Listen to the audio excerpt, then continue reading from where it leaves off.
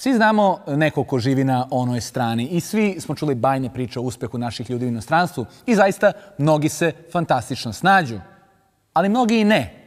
Zato umjesto da vas dočeka ovakva scena na zapadu... Oh, Jay, it's so grand. You like it? I love it. Veća je verovatnoća da će da vas dočeka ovakva scena na zapadu.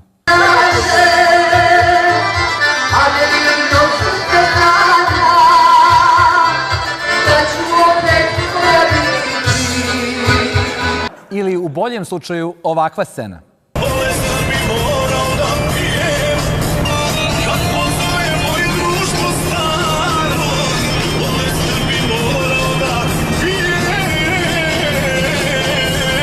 Što je okej, naravno svaki pošten posao je dobar posao, da se razumemo, ali mnogi naši ljudi imaju nerealno očekivanje kada razmišljaju o odlasku, u čemu naravno mediji igraju veliku ulogu. Da kojim slučajem Šekspir svog Hamleta piše na Balkanu, 4 veka kasnije, sva je prilika da bi ključna dilema glavnog junaka glasila: otići ili ostati, pitanje je sad. Okej, da se ne lažemo, ali kada bi Šekspir stvarno sada bio u Beogradu, on ne bi pisao ništa, visio bi na splavovima. Verovatno onima što služe piće u čaši u fazonu lobanje. Nego da se vrati na medije. Često čitate naslove o tome kako su plate u Norveškoj 4000 evra, plata u Kanadi 3000 dolara, kako samo vas čekaju. Kao neko ko je dugo godina živeo u Kanadi, moram da dekonstruišem mit o velikim platama. Znate, plata od recimo 3000 dolara u Kanadi zvuči mnogo. Za naše uslove bi ta plata bila raj na zemlji, ali u Kanadi za iznajmljivanje stana ode vam već pola toga. Kad se oduzme još par stotina za režije, ostane vam trećina plate. A ako ne želite da jedete genetski modifikovanu hranu, već zdraviju, organsku hranu, brzo se istopi i ta trećina. I onda počnu kompromisi. Neki, naravno, ne žele kompromise, već hoće da sve ono što imaju ovde, da to imaju i tamo. Imate rakiju. Znate šta je rakija? Znate šta je rakija? Rakija, ono ko pije se, znaš, na eks rakija. Ili... Imate sarmu, to je znači riža, meso i to je umotano ovako. Nemate to. Imate rakiju. Znate šta je rakija?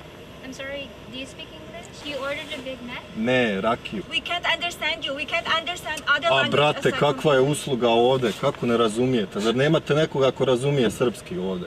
We can only understand English. Ej, j***ga. Brate. Primate dinari, može ovo? No, we don't accept this money. Nemate cheese burek? You want sandwich? Burek sa sirom ili sarma? Hi, can I take your order, please? Jednu pljeskavicu, 10 čevapa, ali nemojte previše sa čevapima, sa lukom. Imam sastanak sa ribom večeras, niš da mi smrdi iz usta, znate. Alhamdulillah. Čega? Sviđa vam se muzika? Mali sokić. No, you gotta speak English. Ne pričam engleski. What is this? Is this Siberia? No. What is this? Šta kažeš? Sibirija. Oh, Siberia. Sibirija, ja. Joj, šta se smotana. Ali kao što vidite, to ne ide. A kad smo već kod briljantnog Angry Serbian YouTube kanala, evo i komentara na koje treba da budete spremni na zapadu. Hey, so was it really cold in Siberia? Hey, so do you have any crazy bullet wounds from the war or anything? Oh, I saw your country on CNN. You guys are monsters! Nikola Tesla? Hey, isn't that the guy who stole all of Thomas Edison's inventions? Serbia, is that like near Russia? Hey, what's Yugoslavia? Is that like some sort of food? Serbia! Angelina Jolie just made a fantastic movie about you guys. So wait, how are you Serbian if you're born in Bosnia? Your parents spanked you as a kid, bro? Did you ever call the police on them? What the hell's Christian Orthodox? Is that like Buddhist? Why do you hate Americans? Why do you hate Albanians? Why do you hate Croatians? What's with these icons? Are you Jewish? Ali možda je Nebojša Radović, koji živi u San Francisku, najbolje opisao suštinu ove teme, kada je naveo, i citiram, život na strani se svodi na klackalicu. U početku ste oduševljeni novim, ušuškani neznanjem i zavaljeni u udobnosti eskapizma. A onda kada ta faza novog prođe i nova sredina postane dom, krenu slični izazovi kao i pre, samo mnogo dalje od kuće i u kontekstu u kojem niste odrasli. Razočarate se, ali vas i vreme promeni, a prvo vraćanje nazad podsjeti na to da vi više ne pripadate ni tamo ni ovde. Tamo vas niko ne čeka. I gradite sve od nule. Nema ulica u kojima ste se igrali i komšija koji vas spontano pozdrave pogledom. Sve počinje od nule. A nula je mnogima puno dalje od onoga što su spremni da iskoračaju. Ignorisanje kompleksnosti društvene integracije i koliko je teško uklopiti se u društvo u kome niste odrasli je i osnovni nedostatak većine tekstova o emigraciji.